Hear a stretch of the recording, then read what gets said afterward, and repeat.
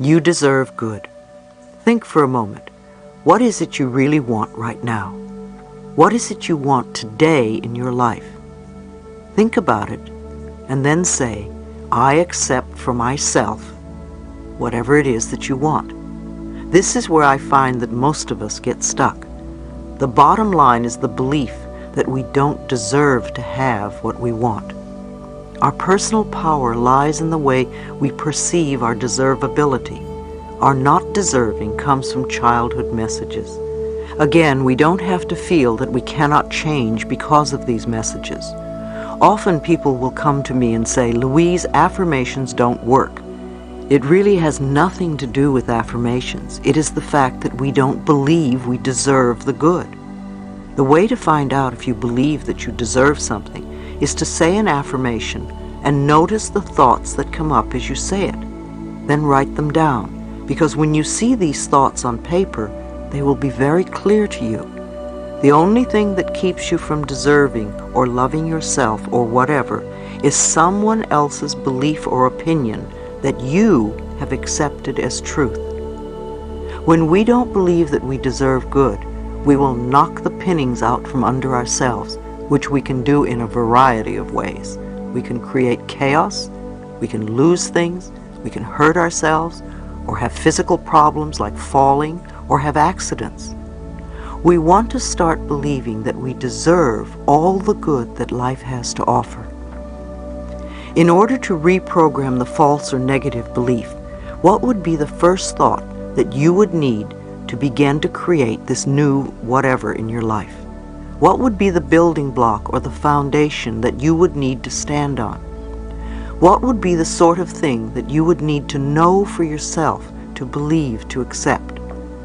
Some good thoughts to start with could be, I am worthwhile.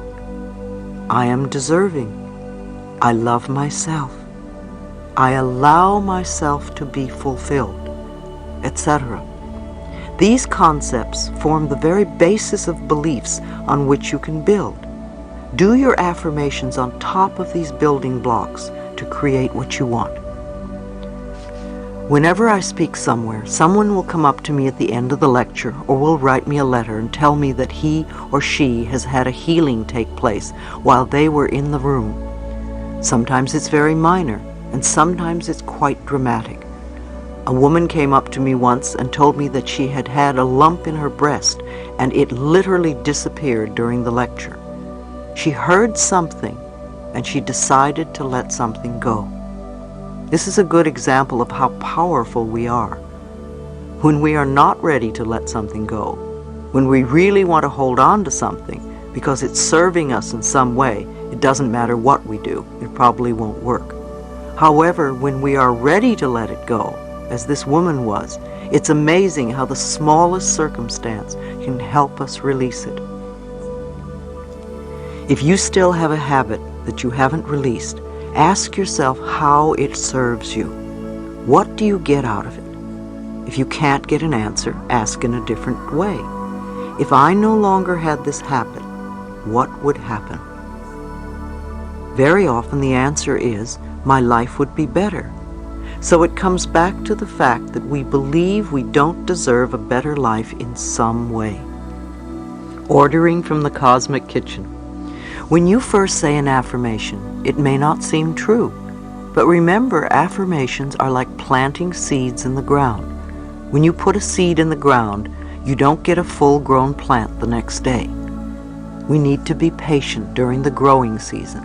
As you continue to say the affirmation, either you will be ready to release whatever you don't want, and the affirmation will become true, or it will open a new avenue to you, or you may get a brilliant brainstorm, or a friend may call you and say, have you tried this?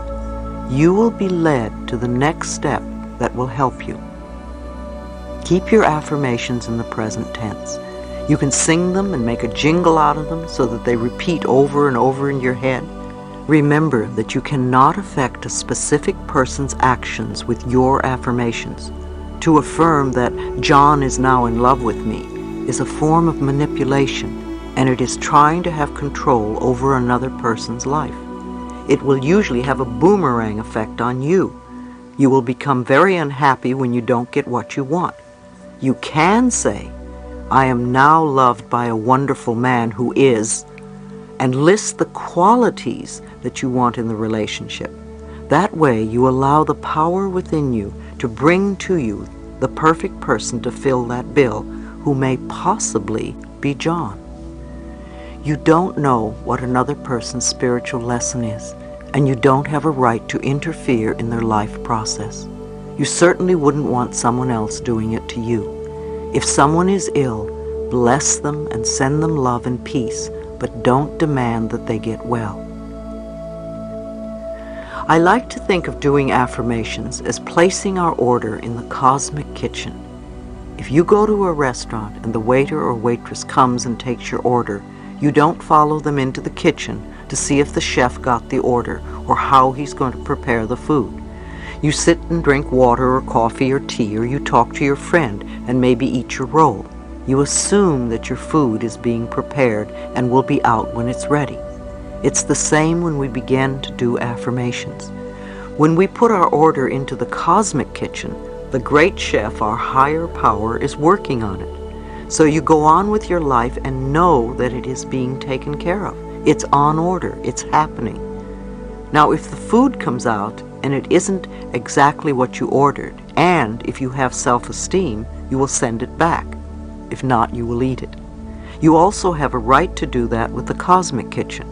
If you don't get exactly what you want, you can say, no, that's not quite it. This is what I want. Perhaps you weren't clear in your ordering.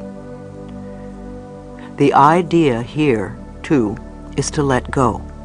At the end of my treatments and meditations, I use the words, and so it is. It's a way of saying, higher power, it's in your hands now, I release it to you. Reprogramming the subconscious mind. The thoughts we think accumulate, and when we are unaware, the old thought resurfaces. When we are reprogramming our minds, it is normal and natural that we go a little forward, we come a little back, and we go a little forward again. It's part of practicing. I don't think there is any new skill that you can learn absolutely 100% in the first few minutes. Do you remember when you first learned how to use a computer, how frustrating it was? It took practice. You had to learn how it worked, to learn its laws and systems. I called my first computer my magic lady, for when I mastered her rules, she did indeed deliver what seemed like magic to me. Yet while anh viết vẫn chưa xong, liệu rằng ngày đó có đến trước, dành khi người mới còn chưa mong như anh từng là người đến trước. Khi đắng, khi ngọt, hạnh phúc song hành như chén thuốc em à.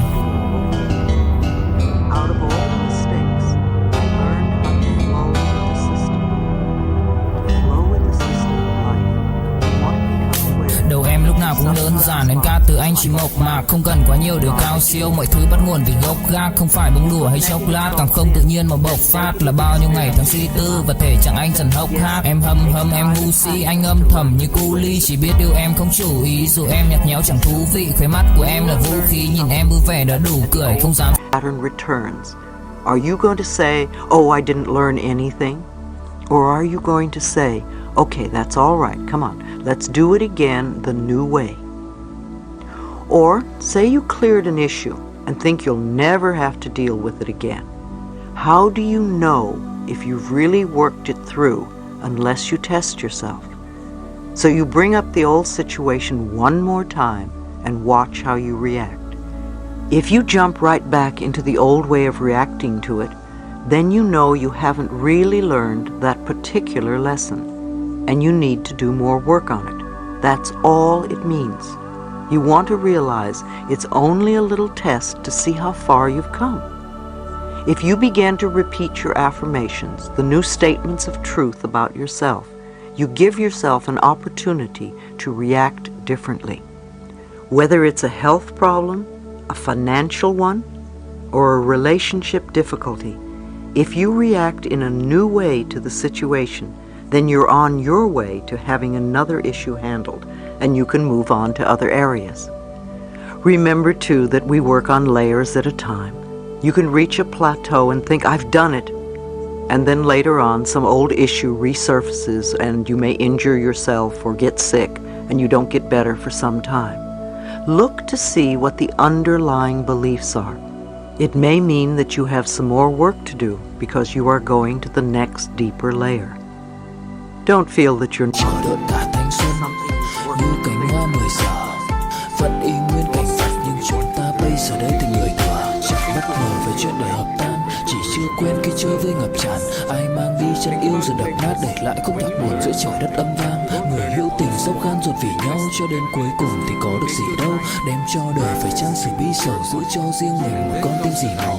Nói sẽ câu chuyện độc thoại nội tâm, nhiều thứ anh cần học lại nội dung. Giá em ở đây trách móc phải lỗi lầm, vì cuộc đời anh các khóc lại đối xứng. Vì ai nên mang thanh xuân này vô định, kẻ hữu ý nhưng kẻ chỉ vô tình. Anh giống như Mr. Fantastic, bởi vì hạnh phúc của anh biết vô hình. Em know it, you will reach that place where you want to be. Well, I hope you guys enjoyed the video, and do make sure to share your thoughts with us in the comment section.